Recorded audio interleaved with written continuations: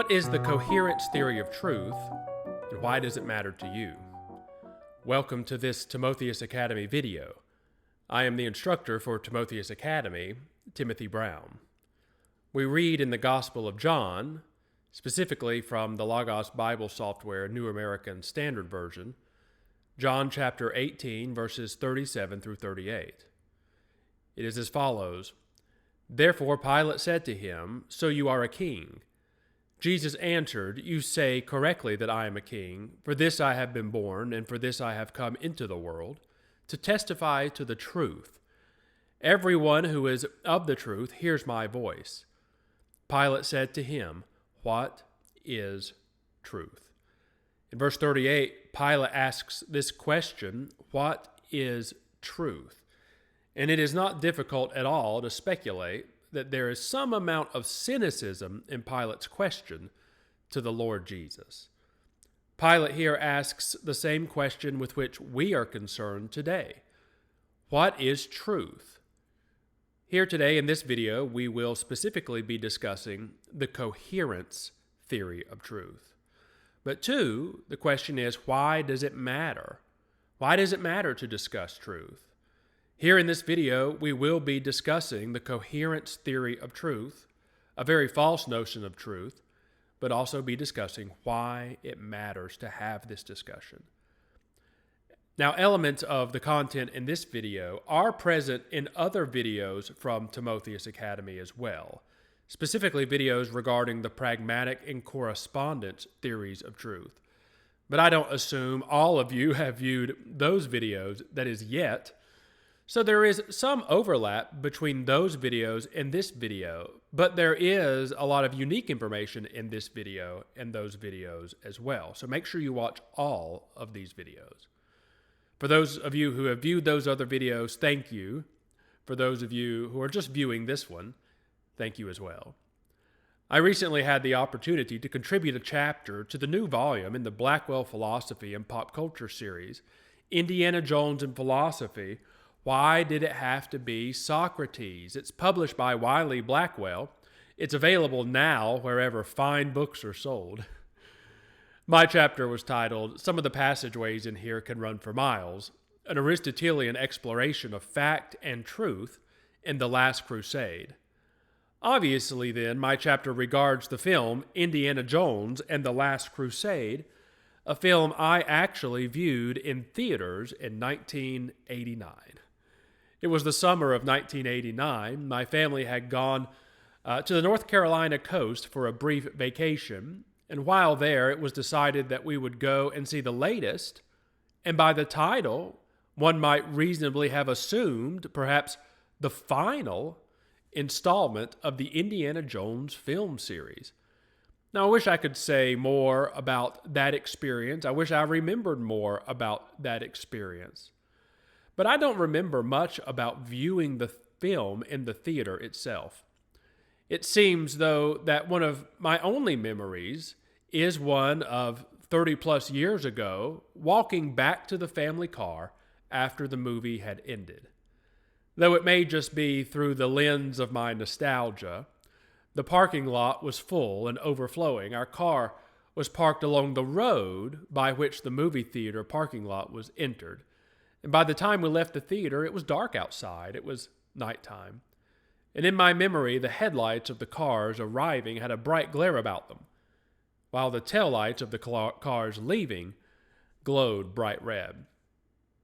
While then I technically viewed Indiana Jones and the Last Crusade in the theater when it was first released in 1989, my primary experience with the film has been in its various home release formats. It was in the 1990s that I obtained the film on VHS, or in its VHS format, and I watched it frequently. I still have the VHS tape of the film. The outer slipcase was flattened when I took the VHS cassette on a trip, and then the slipcase was later discarded. But I do still have the cassette. I remember, too, watching portions of Indiana Jones and the Last Crusade on Laserdisc in the 1990s, Disc 1, Side A to be precise, while my mother shopped in a Sears department store. The Laserdisc was playing on repeat near the bottom of the escalator, near the bottom of an escalator in a now demolished shopping mall. And in the early 2000s, I actually obtained the Laserdisc myself. So I own the film in its Laserdisc format as well. The Last Crusade is technically a movie from the 1980s, but it feels much more contemporary than many other films from that time, perhaps because the film is not set in the 1980s, it's set in the 1930s. And so it doesn't have a dated 1980s look because it was given a 1930s look. And in my mind, the 1930s really just don't look old. In fact, much of the Art Deco that came out of that time still looks futuristic today. Art Deco is a fascination of mine, and so I intend to do a video on it in the future as well. But regarding The Last Crusade, many of the locations for the film too seem timeless in their architecture and design. A small traditional college, Venice, a German castle, and at the end of the film, Petra. And for this and other reasons, the film holds up rather well for viewers today. It, in fact, visually could have been made today, but there are many reasons that it could not have been made today, such as the fact that they really don't make films like that anymore.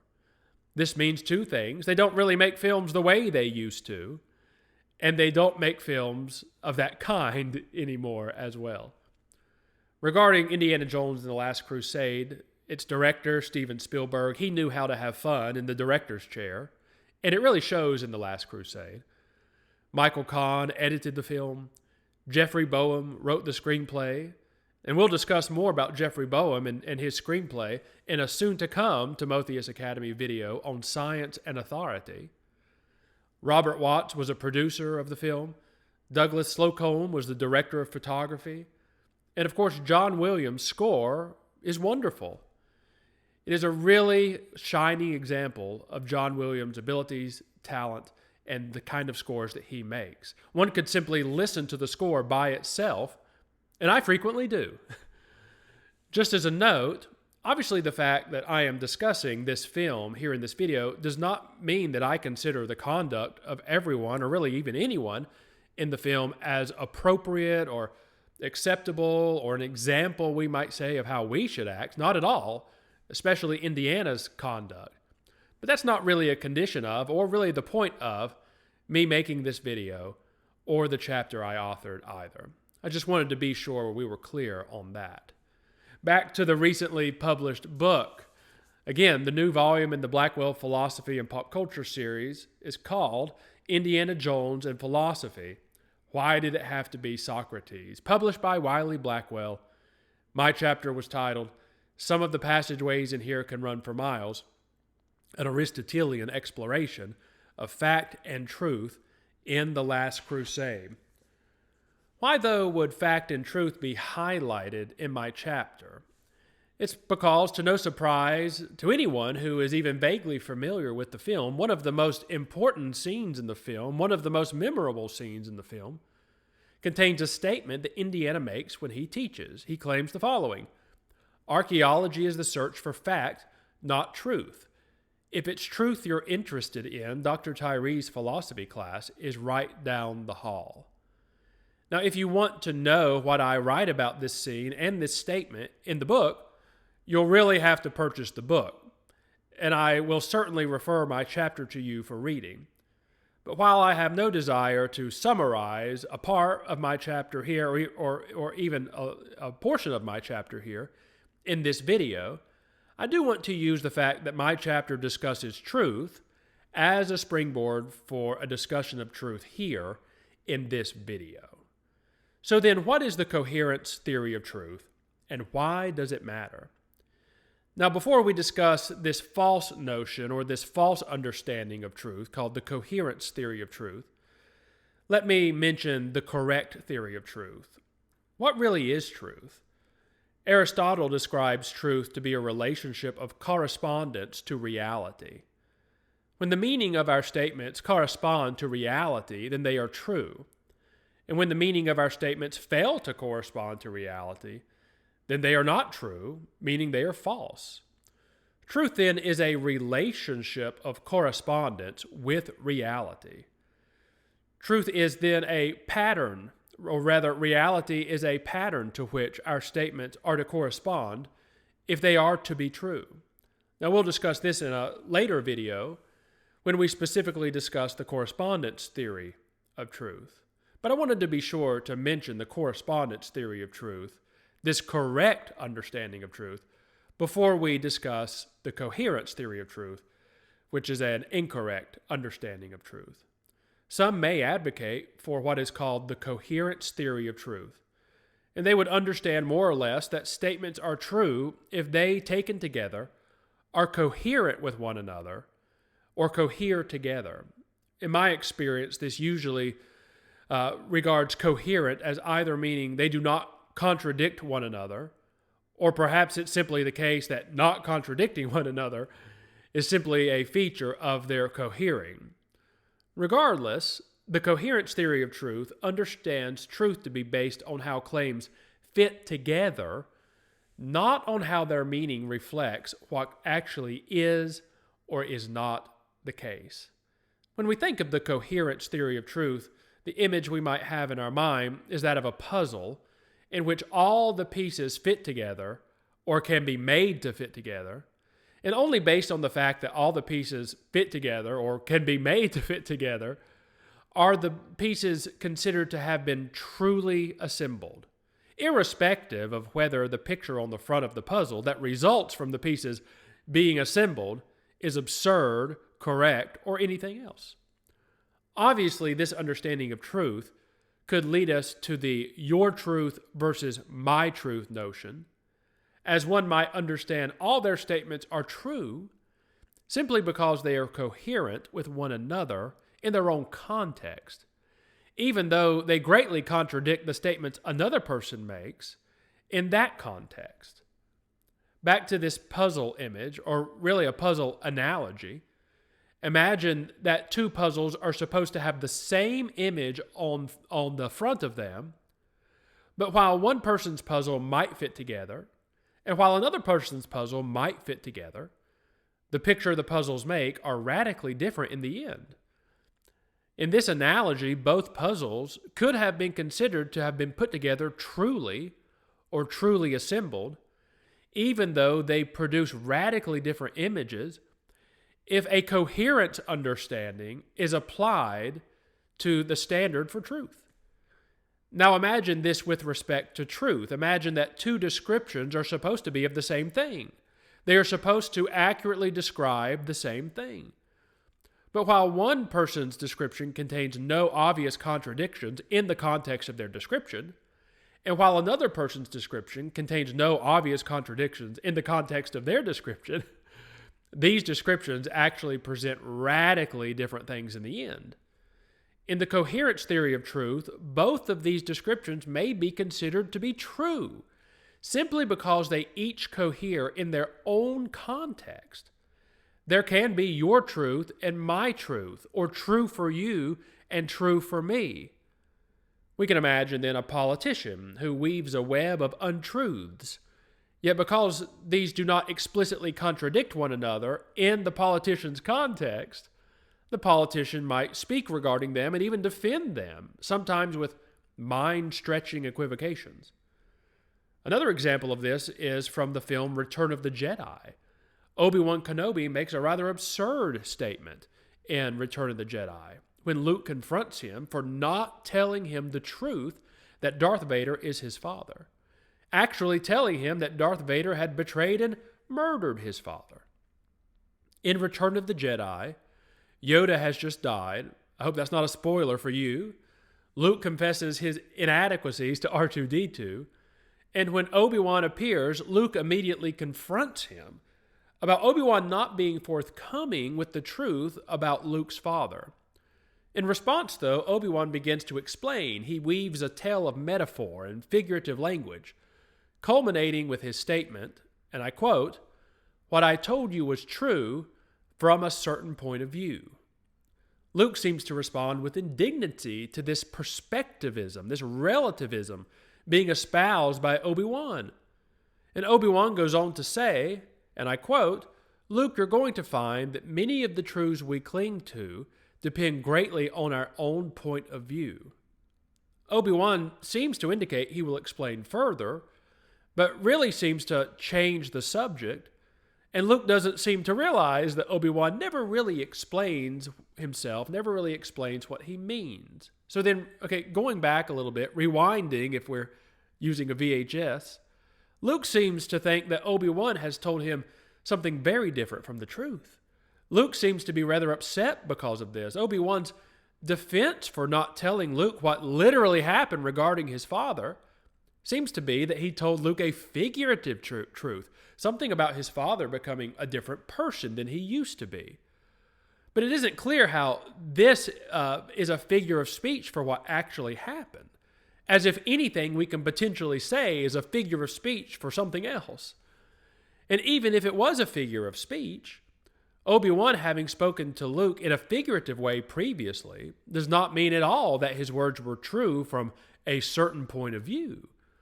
Obi-Wan is rather shifting meaning around over and over again, thinking he can salvage his story, still defending it as true, just so long as his words cohere with one another, even in a certain context.